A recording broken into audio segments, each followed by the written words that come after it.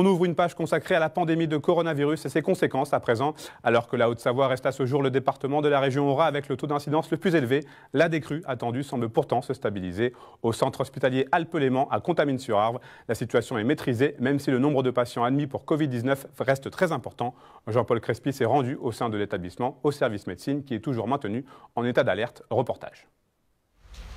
Visite interdite sauf exception pour freiner la circulation du virus au sein de l'établissement de santé, sans rupture dans la permanence des soins, lourde déprogrammation de certaines activités dont la chirurgie permettant de mutualiser entre services tous les besoins matériels et humains.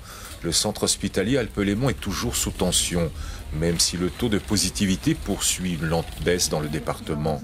Avec 479 patients hospitalisés pour la Covid-19 depuis le début de la deuxième vague, le constat est sans appel et révèle de profondes différences en comparaison avec la première vague.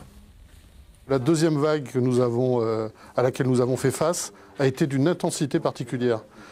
C'est plus de 80% de plus en termes d'impact au niveau des hospitalisations et au niveau de la mobilisation de l'établissement. Donc ça veut dire que les équipes hospitalières, les équipes médicales, les équipes soignantes, l'ensemble des métiers de l'hôpital ont été particulièrement mis à rude épreuve. Clairement, il faut avoir conscience que les soignants sont actuellement fatigués physiquement et émotionnellement, qu'ils espèrent de tout cœur pouvoir, dans les prochains jours, reprendre une activité un peu plus normale et gérer correctement le non-Covid. Toutes les pathologies chroniques comme les cancers, le diabète, l'insuffisance rénale et surtout la chirurgie qui a été lourdement déprogrammée. À ce jour, les patients en médecine sont toujours les plus nombreux avec de longues durées d'hospitalisation. Ils sont plus de 100 à être maintenus dans le service. Face à l'épidémie, les techniques médicales se sont améliorées et l'oxygénothérapie évite désormais l'admission en soins critiques de bon nombre de patients. Ce virus reste très difficile à gérer et très surprenant, avec des réactions parfois paradoxales qui continuent à surprendre les médecins. Après, on sait de mieux en mieux le gérer, fort heureusement. Et puis on a besoin aussi de tous, de l'effort encore de tous, parce que le seul moyen de limiter la propagation du virus et de limiter la hauteur de la troisième vague, c'est les gestes barrières, la distanciation physique.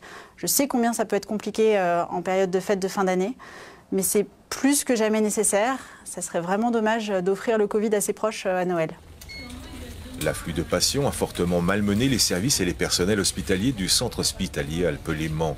Si l'établissement a évité la rupture en novembre, il redoute en janvier de devoir se confronter à une troisième vague. Car le virus circule toujours.